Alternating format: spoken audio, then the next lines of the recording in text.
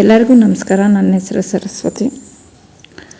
ನಾನು ನಿಶ್ವಿಕಾ ನಯನ ರಂಗೋಲಿ ಚಾನಲನ್ನು ಮಾಡ್ತಾಯಿದ್ದೀನಿ. 1.5 ವರ್ಷದಿಂದ ಚಾನಲನ್ನು ಮಾಡ್ತಾಯಿದ್ದೀನಿ. ಆದರೆ ಅದರಲ್ಲಿ ಹಾಕಿದ್ರೂ ಸಬ್ಸ್ಕ್ರೈಬರ್ ಇನ್ಕ್ರೀಸ್ ಆಗಲಿಲ್ಲ. ಅದಕ್ಕಾಗಿ ಇನ್ಮೇಲೆ ಡೈಲಿ ಲೋಗೋ ಜೊತೆ ರಂಗೋಲಿನೂ ಮತ್ತು ಪೂಜೆ ಬಗ್ಗೆ ಕೂಡ ನಿಮಗೆ ತಿಳಿಸೋಣ ಅಂತ ಡೈಲಿ ಲೋಗೋವನ್ನು ಮಾಡೋಣ ಚಾನಲ್ನ ಅಂತ ಅಂದ್ಕೊಂಡಿದ್ದೀನಿ. ಪ್ಲೀಸ್ ಸಪೋರ್ಟ್ ಮಾಡಿ ಚಾನಲ್ನ.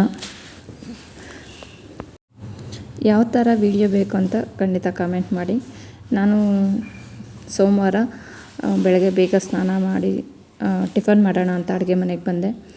ನನ್ನ ಮಗಳು ಚಪಾತಿ ಮಾಡಿ ಮತ್ತು ಬೀಟ್ರೂಟ್ ಪಲ್ಯ ಮಾಡಿಕೊಡು ಅಂತ ಸ್ಕೂಲ್ಗೆ ಅಂತ ಹೇಳಿದ್ಲು. ಸರಿ ಅದನ್ನು ಮಾಡೋಣ ಅಂತ ರೆಡಿ ಮಾಡಿಕೊಂಡೆ.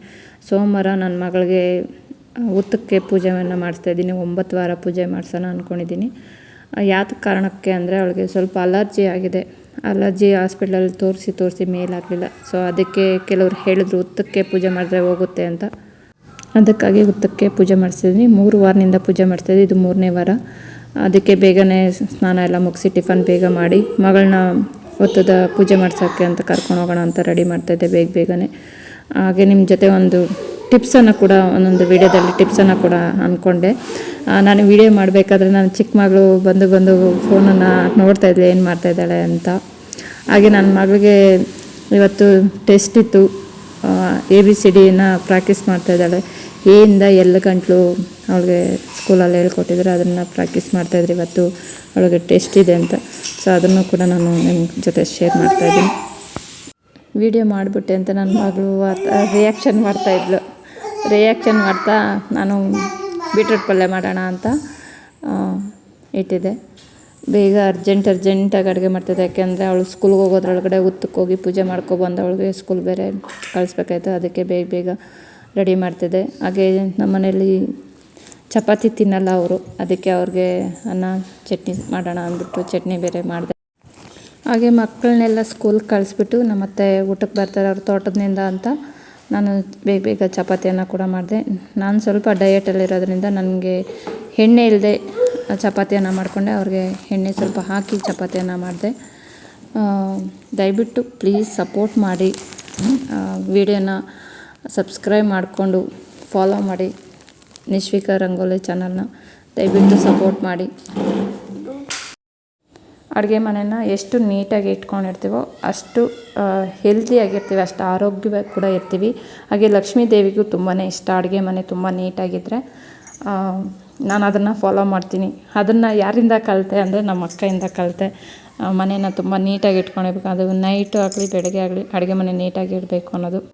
ಹಾಗೆ ನಮ್ಮ ಅತ್ತೆಗೂ ತುಂಬಾ ಇಷ್ಟ ನೀಟಾಗಿರಬೇಕು ಅಡುಗೆ ಮನೆ. ಯಾವುದೇ ಕೆಲಸ ಆಗಲಿ ನೀಟಾಗಿ ಮಾಡಿ ಇಟ್ಟಿರಬೇಕು.